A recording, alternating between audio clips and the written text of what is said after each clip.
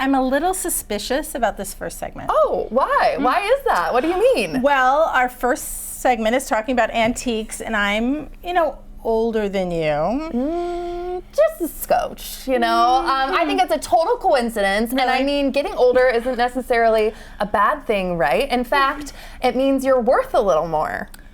That's true. I am. And our first guest has high praise for antiques.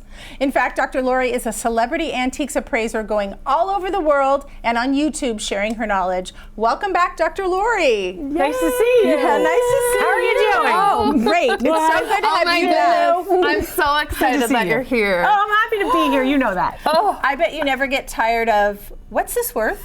I don't get tired of that at all. No. I'm happy that people understand that something can be valuable, and we have to get to understand what the market really is, right? Because there's a lot of people out there who make up all these numbers. Right. It has to be based on what someone has actually paid for the item. So that's where my appraisals come in. Because they're based on actual sales records, and that's what you want. Absolutely. Okay, and you're going to teach us a little bit about appraising as we go through. We've gathered some things from staffs and viewers, and we're actually starting with something that I brought first. Right. These are little opera glasses down here. They were my great-grandmother's on my dad's side. From Paris, that's pretty much all I know, and my great-grandmother was born in 1905. They're older than her. Yes. Okay. They date to about really? about 1875. Wow. They are traditional opera glasses. I don't like the tape. Don't do this. Don't do this. Can you see, Kelly, is that your dad? Shout out to Chuck Hansen. He goes, oh, there's something happening there with the case. I'll just tape it for you. He put a little tape right there. A little scotch tape. So don't do that. No, because the tape can off-gas and it's acidic, so you don't want tape, okay? It's better for you to put them into another box, that kind of thing, to protect them. We'll remove that for Chuck. These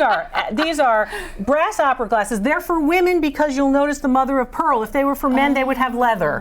From about 1875 to about 1885, $125 for the whole set. Oh, okay. Nice. Hey, yeah. That's nice. Better than $5. And he put it in a Ziploc bag for me too to take to work. It was a whole thing. Not a bad thing. That wasn't I love bad. it. Not a bad thing. Okay. The next thing, some jewelry, and this is from Derek on our staff.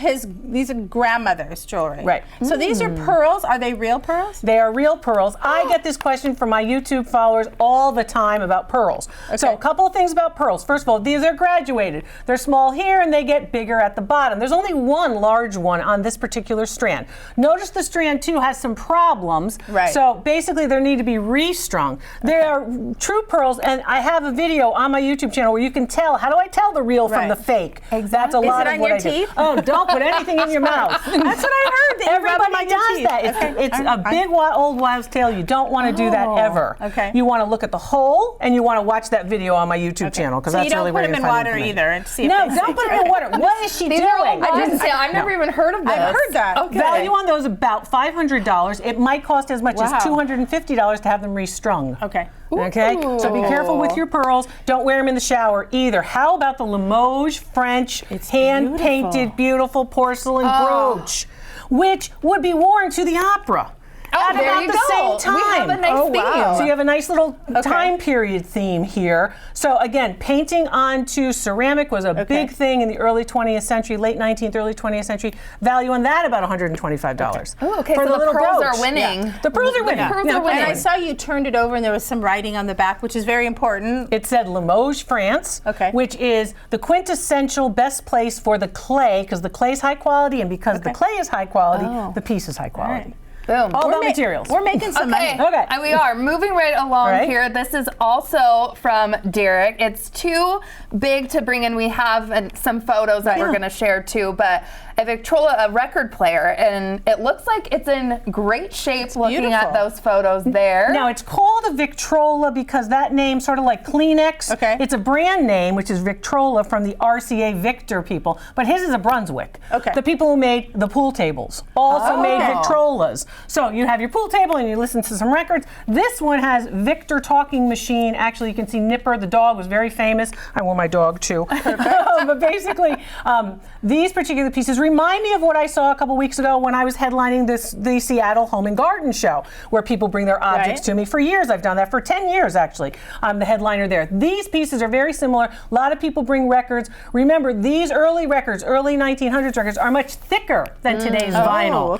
But vinyl is making making a very strong comeback, whether it's from the early 20th century or, even from the late 20th century. Each one of these records is about $10 each for the record. The Victrola is worth $1,000. Oh, yeah. Wow. Big money, big money. And it works, which matters, right? Does matter. Impacts value a lot. Has to work. Wow. Yep. Okay. Gosh, Well, that's cool. money. Nice. Okay. The next item is a cookie jar. Right. Little Red Riding Hood. This comes from Rebecca's mom. Isn't that beautiful? Look at that. Beautiful condition too. She's not very rare. There's lots of them out there. Notice there's no mark.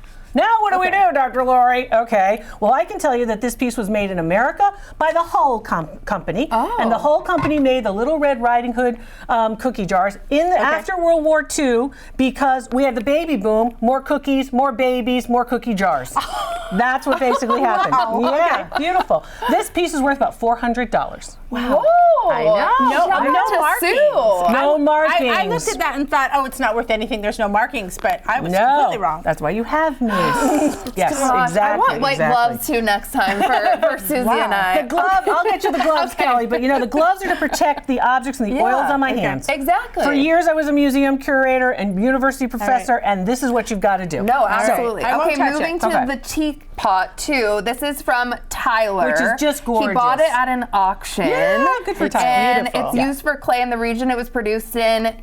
We could go down a rabbit hole in that. It's very, very fancy little teapot right there. Carrie doesn't hold it up. I don't know if that's helping or not. And then this one is very gorgeous. It's in beautiful shape. And also has, of course, the original box. It's Queen Long, which puts it at the late 19th century. And yes, it's made in a particular part of Japan. This piece, the whole set, worth about $300 with the box. Wow. Okay. I want to talk about your grandmother's jewelry. Okay. Yes, I know. Want to talk about that snuck quickly. that in too. A little. I thought it was gold. It's kind of gold. Okay. It's sterling silver with gold overlay. It's called vermeil. Yes. And vermeil is where you basically dip it in the sterling silver because sterling silver will take on gold very well. Okay. But this is herringbone, very 80s. Okay, very 1980s but it's so coming back, right? It's so coming back. So a lot of people love it. It's in good condition. It looks like it's about 24 inches. 24 inches hits around, 30 inches hits around here, 24 inches around here.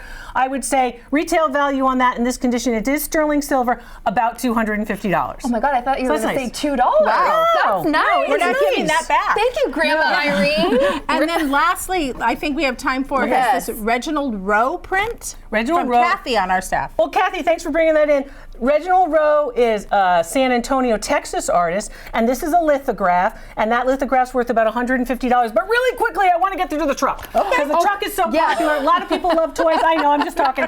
You have 5 seconds for me. Yeah. The Lamar contractor truck, it is, of course, early 20th century, 1930s to 1950s. Retail value, what do you think, 200 or 500? 500. I'm going 5 now. 200. But beautiful and in good condition. It is. 200. Should we let our kids play with it? You could let your kids play with it, but softly. Softly. Right? And remember, my YouTube channel, I'll show you what to buy. I'll show you what to walk by. Yes. You're the best. We love New Day Northwest. Dr. Lori on YouTube, of course, she teaches you what to look for when uncovering old treasures. Money.